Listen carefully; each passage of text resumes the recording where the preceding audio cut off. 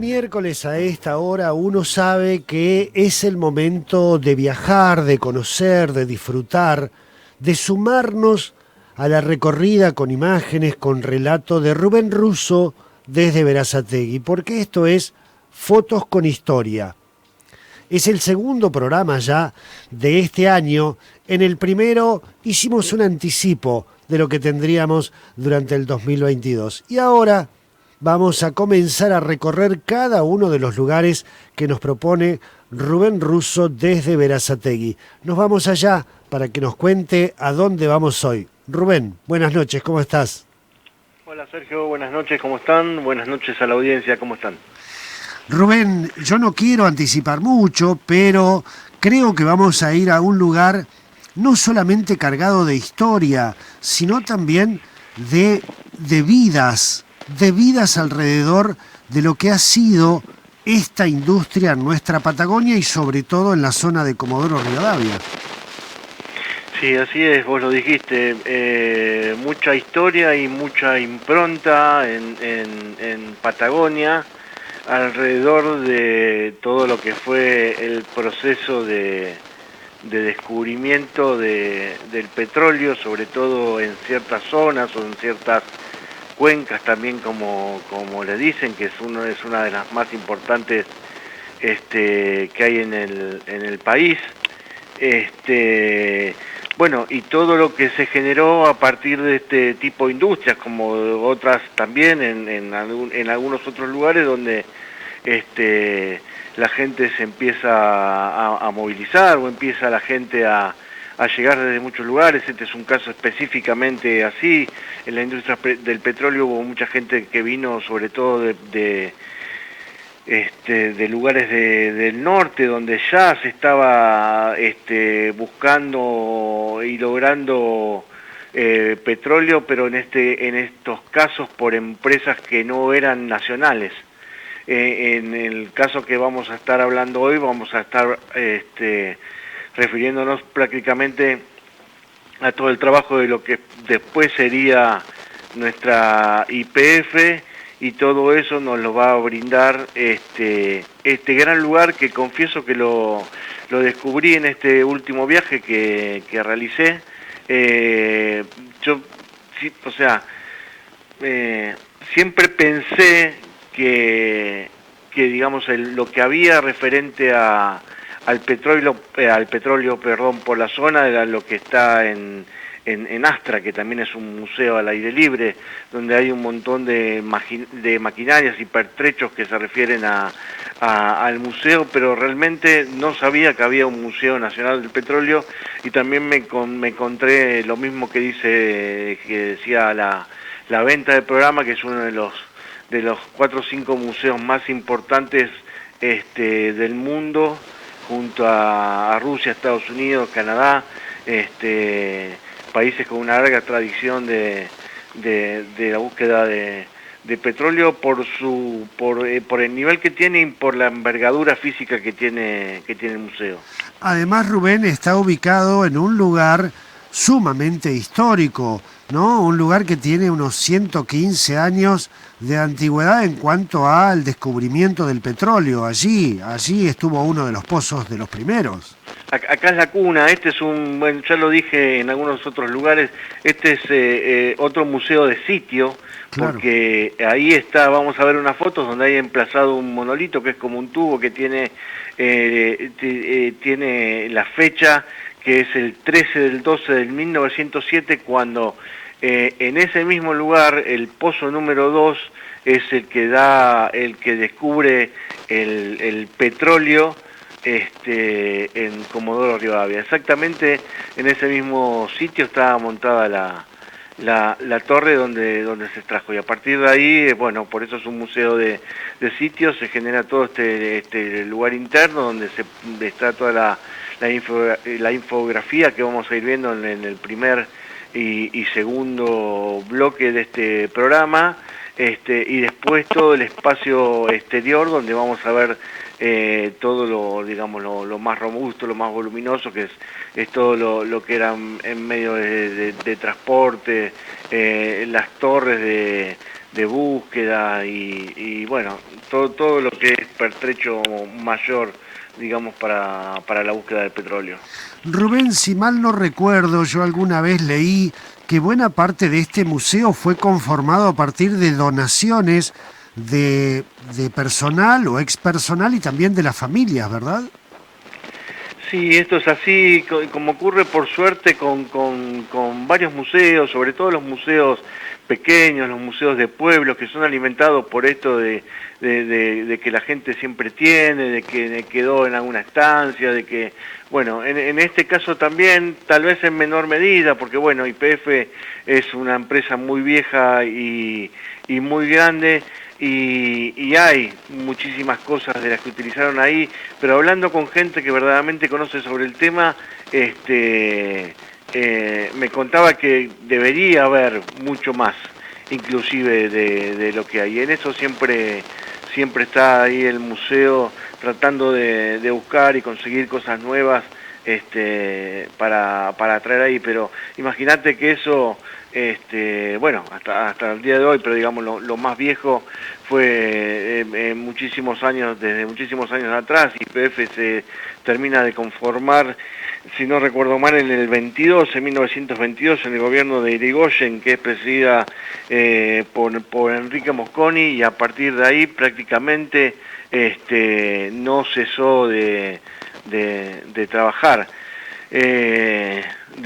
Bueno, hay muchísimos pozos por todos lados y de hecho ahí muy cerca del museo, pero muy cerca en metros, no te sé decir exactamente cuánto, pero ponerle, creo que deben ser 2 o 3 cuadras, también está el famoso Pozo 4, que ahí también, no me acuerdo si en este bloque o en el segundo bloque está la infografía, un pozo que estuvo trabajando durante 68 años y que se calcula que de ahí se extrajeron 740.000 barriles de petróleo o el equivalente a 750 camiones, tanques de petróleo.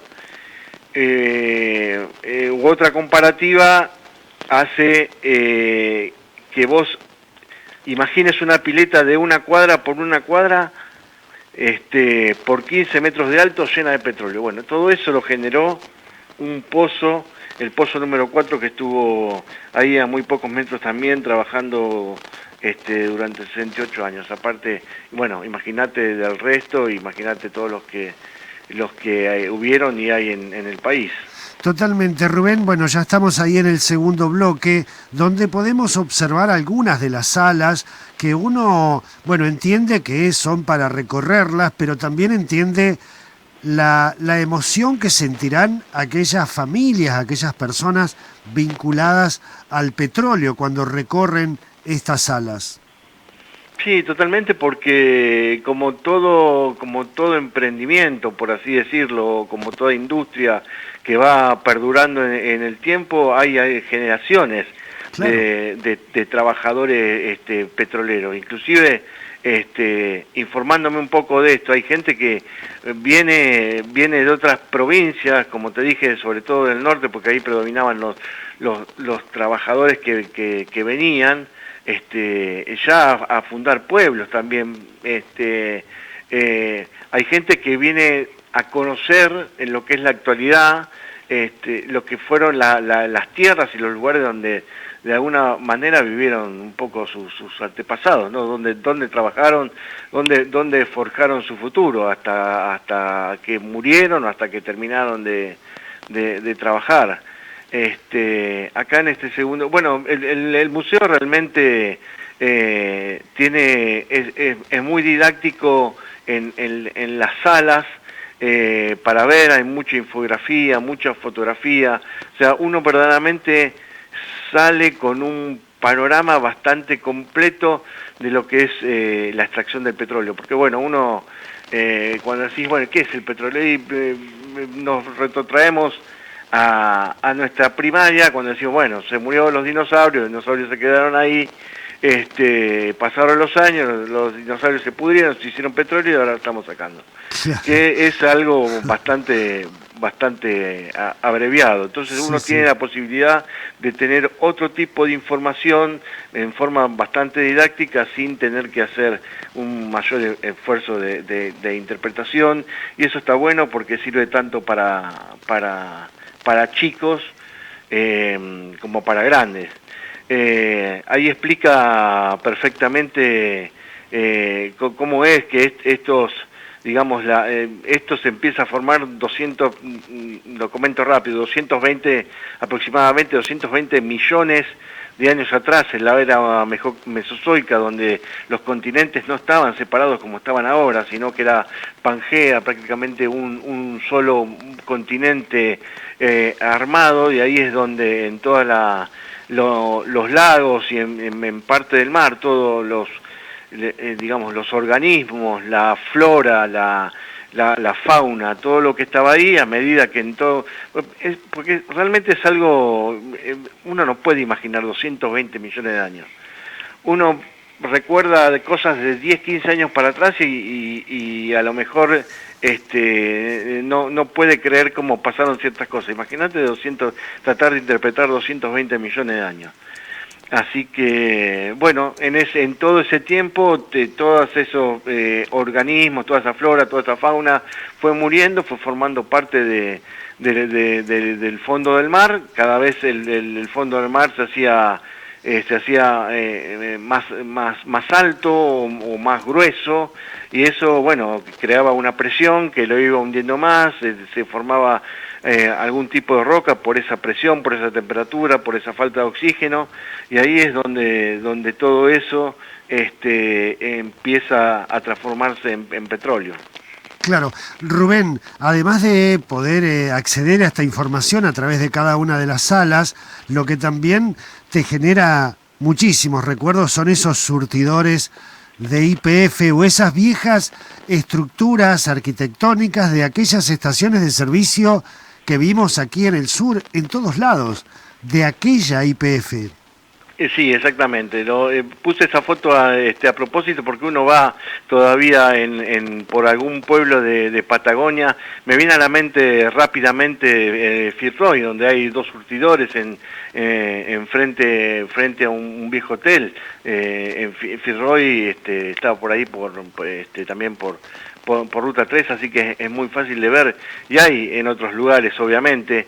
Y también puse unas fotos blanco y negro que pertenecen al museo, donde hay los primeros diseños de lo que fueron las estaciones de servicio, ya con otra tecnología un poco más avanzada, pero esos frentes imponentes con el logo de YPF, que sobre todo se ven acá en lo que es los alrededores de Buenos Aires o los pueblos, todavía se siguen viendo ese tipo de estaciones de servicio, algunas mejor cuidadas, otras no tanto, pero eso se ve más acá en lo que es la zona de Buenos Aires. Y bueno, los surtidores sí, los podemos encontrar en muchos lugares. Ahí también hay una pequeña infografía donde también nos informa algo que nos saca de algo que digamos siempre teníamos establecido, como que el petróleo siempre es negro, y no necesariamente es así, porque todo depende también de lo que es la diferente composición de ese petróleo, la composición química, la viscosidad, la densidad que tiene. Eso forma que el petróleo en algunos lugares tenga otro tipo de color, que puede ir desde el ocre al negro, al rojizo. Bueno, depende de la cantidad de todas estas, de cómo se mezclen todas estas variantes que te comenté recién. Rubén, ahí estamos ya pasando al tercer bloque de fotos, donde está, bueno, una muestra de lo que eran las maquinarias, la tecnología de aquella época, ¿no? Empezando por un tractor totalmente de hierro, con sus ruedas de hierro, también algunas llamadas vagonetas, pequeñas locomotoras que uno supone que eran para transportar, no sé, las herramientas, transportar no el contenido, lo que se estaba sacando, sino justamente para ir avanzando en la exploración y explotación del petróleo. Exactamente, tal cual lo dijiste. Siempre lo que es ferrocarril es un recurso Claro. rápido para cualquier tipo de industria. Lo habíamos visto también cuando hablamos en aquel momento en la famosa salina de Cabo Blanco, que hacía un recorrido desde la salina hasta digamos lo que se hacía un puerto natural ahí frente al faro, y generalmente este tipo de trencitos o de ferrocarriles son los llamados trochas de Cauville. Es un término francés, y son medidas de trochas que se van desde los 40, 50 centímetros hasta los 75. Ya a partir de ahí empiezan a ser otro tipo de trochas. Pero dentro de esta medida están ubicadas las trochas de Cauville, que son estas que, bueno, estas se usaban para... En ese momento no atracaban los buques en lo que es Comodoro Rivadavia, el centro que hoy podemos ubicar, sino que estaba digamos, más al norte. Este museo está en lo que le dicen el kilómetro 3, ahí en Comodoro Rivadavia, y está bien ahí a 200 metros digamos de ruta 3 en el barrio Mosconi. Y muy cerca de ahí, a muy pocos kilómetros, está lo que hoy se denomina, bueno, también en ese momento se denominaba Caleta Córdoba, y ahí por las profundidades de esas aguas era donde más se podían acercar los barcos. Y ahí, bueno, creo que es en este o en el otro bloque también vamos a ver los lanchones que se utilizaban para poder llevar al pequeño muelle a esos barcos y anclarlos ahí, y después también se utilizaban para bajar algún tipo o trasladar algún tipo de carga pesada, que después iban a este tipo de vagones y distribuían fundamentalmente a los talleres o a las barracas de acopio, y después iban también por camiones o por carros a donde estaban los pozos. Ahí en ese lugar, prácticamente al lado de donde está el museo, todavía hay restos de lo que eran los famosos talleres de YPF, que eran realmente grandísimos, en donde se arreglaba mucho, se arreglaba y se generaba mucho de todo el material de YPF que estaba hecho como se hacían las cosas a principios del siglo pasado. Está con solo ver cómo se hicieron los ferrocarriles, uno tiene magnitud, ¿no? Esa, por así decirlo, exageración en el uso del hierro, de todas las cosas monstruosas, pero eso también a su vez hace que eso perdurara en el tiempo muchísimos años, y bueno, y si vos seguís trabajando con eso, seguramente lo vas a poder hacer hoy por hoy, porque son cosas prácticamente irrompibles. Totalmente. Más allá de eso, YPF tenía en esos talleres absolutamente todo, desde lo que era fundición, moldeo, soldadura, si había alguna pieza obviamente demasiado difícil, algún tipo de válvula, eso quizás venía en barco desde Estados Unidos o de algún otro país, pero muchas de las cosas se hacían ahí en ese lugar. Ahí ya estamos ingresando en el cuarto bloque de fotos, Rubén, y justamente lo que vos explicabas, ¿no? Lo que es la muestra, bueno, el avance de la tecnología, de la maquinaria que se fue utilizando en esa zona, el transporte por mar con algún lanchón, camiones de una dimensión que aún hoy te llaman mucho la atención, me imagino en esa época. Sí, tal cual. El material rodante era fundamental porque, bueno, por lo escarpado también de lo que era, claro, de todas las aproximaciones hacían, ya te digo, en carro o en camión, y con esas, digamos, chatas de arrastres que venían con ruedas o con orugas, y no eran ni más ni menos que para poner cosas arriba y para traccionarlas con algún vehículo potente. Ahí generalmente se llevaban todo lo que era los caños, que son los que más se van insertando a medida que que se va perforando. Ahí también en el museo nos muestran, digamos, cómo antes digamos, se rompía la roca en sus comienzos con un sistema de percusión, y era un trépano o lo que se utilizaba para cortar era algo que le decían como la cola de pescado, porque era como un cincel, como un cortafierro más grande, y se utilizaba por el tema de percusión.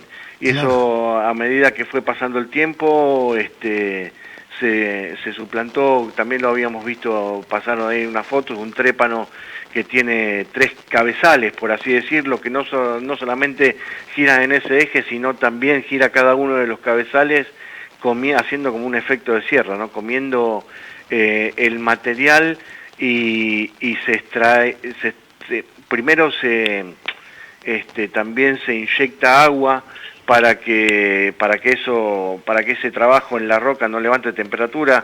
Imagínate que estamos hablando de romper roca volcánica durísima, levanta mucha temperatura. Y después un caño interior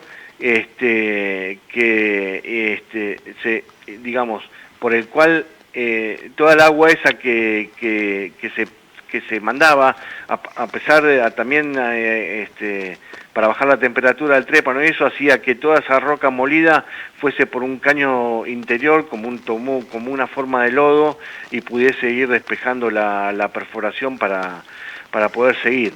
Este pozo número 2 se llegó a cavar a los 500 metros y ya estaba, digamos, en una situación donde estaba muy al límite de lo que se podía o se pretendía excavar con todo el material de ese momento, porque había peligro de ruptura y de un montón de cosas más. Claro. Y así fueron probando de a 10, de 10 metros más, llegaron a los 510, nada, 520, nada. Bueno, se llegó a los 539, si no me equivoco, y ahí es donde ya perfora la capa, y pueden encontrar petróleo por primera vez ahí en Comodoro Rivadavia. Rubén, este predio, este museo de sitio, ¿quién lo administra? ¿Está cuidado? ¿Cómo lo viste vos?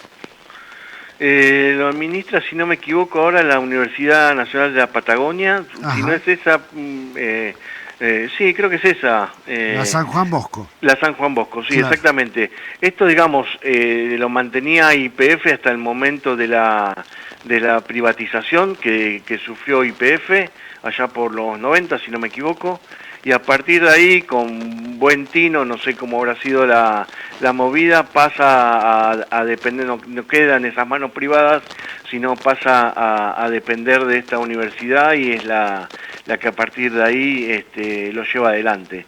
La verdad que está muy bien cuidado, como te dije, las salas adentro están muy buenas.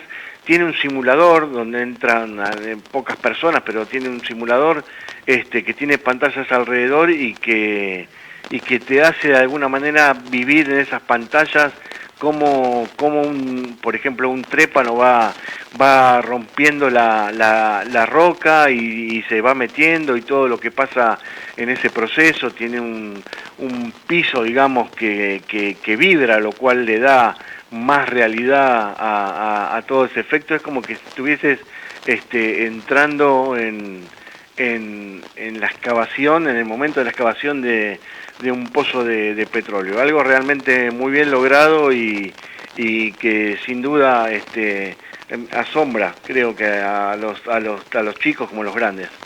Sin duda que por la dimensión que tiene este museo del sitio, por lo que tiene allí como material expuesto, y estas salas que vos decías, sin duda que, claro, está entre los 3 o 4 más importantes del mundo. Pero más allá de eso, Rubén, por los mensajes se puede ver lo que despierta ver cada uno de esos elementos, porque tiene una altísima significación para quienes trabajaron en la industria del petróleo, como también para quienes vivimos cerca de estas zonas, ¿no? Ver esa maquinaria, ver esos pozos, las famosas cigüeñas, etcétera, etcétera, nos trae un gran recuerdo. Emociona ver eso. Me imagino, recorriéndolo allí en Comodoro Rivadavia. Sí, vos lo dijiste, aparte es la impronta de muchos pueblos, de estos, Claro. como estas cuencas. A ver, las cuencas principales de petróleo están en Salta, Jujuy, Santiago del Estero, por ahí hay una muy grande, otra mucho más grande y la que más producción tiene en este momento es todo lo que es Neuquén y parte de Mendoza. Más al norte de Mendoza y San Juan también hay otra cuenca importante. Después tenemos toda la del Golfo San Jorge, que es la de Chubut, con esta parte de, digamos, la parte sur de Chubut y la parte norte de Santa Cruz, Claro. con ciudades del lado de Santa Cruz, como por ejemplo Caleta Olivia, Cañadón Seco, ya metiéndose un poco más para la meseta, Pico Truncado, Pico Truncado, claro. claro, o sea, Sí, sí. ciudades que se forjaron al compás de todo esto, y como dijiste vos, más allá del que trabaja, el que veía diarios, porque bueno, este tipo de industria, hoy, mirá, estaba mirando un documental, porque realmente me enganché mucho con el tema, y una persona decía que los campamentos de YPF, que en algún punto tenían cierta precariedad para los trabajadores, por el tema de que, bueno, no tenían los elementos adecuados y demás en sus principios, eran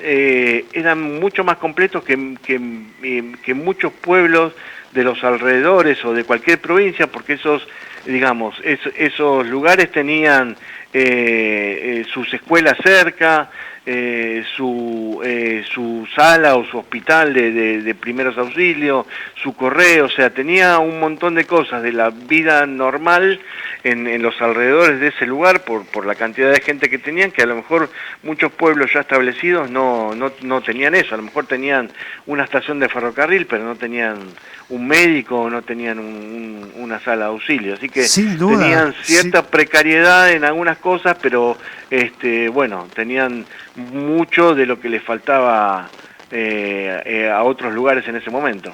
Sin duda, bueno, aquí en la provincia de Neuquén tenemos el ejemplo clarísimo de lo que era Campamento 1, etcétera, donde nació Plaza Huíncul, que tenía hospital y tenía todas las comodidades, donde vivían, digamos, profesionales y la planta jerárquica de YPF, y en Cutralcó, donde vivía la gente de menor rango, digamos, ¿no? Esa diferencia era fundamental entre los dos pueblos y es una síntesis de lo que decías.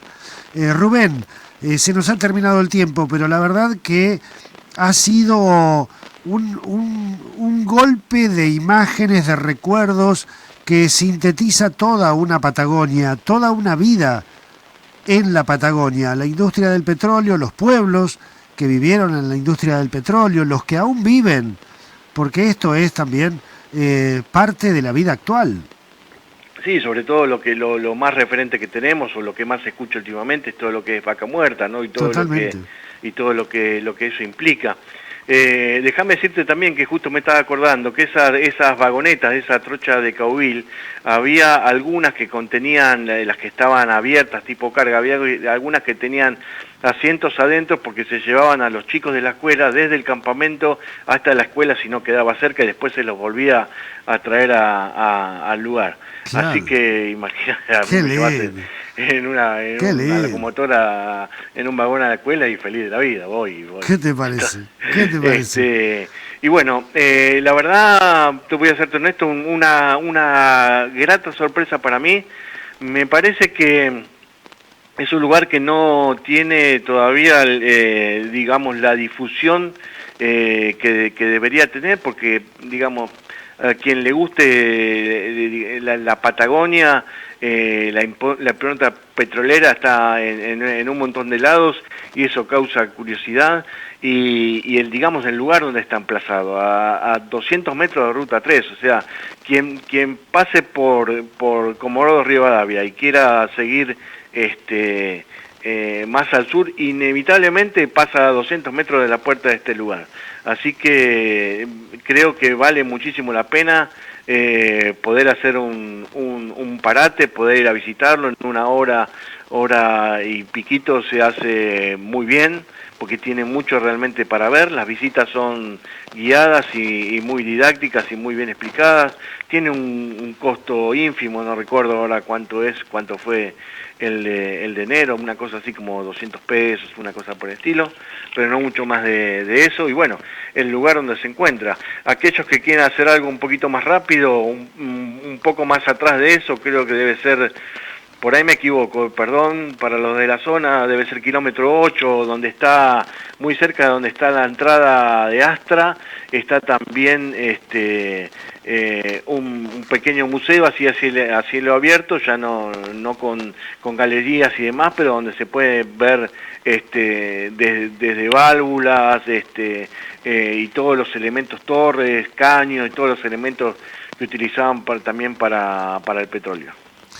Rubén Russo, la verdad que hoy han sido fotos con muchísima historia. Este recorrido nos ha movido los recuerdos, las sensaciones, las vivencias de buena parte de la Patagonia. Un abrazo grande, nos encontramos dentro de 15 días, dale.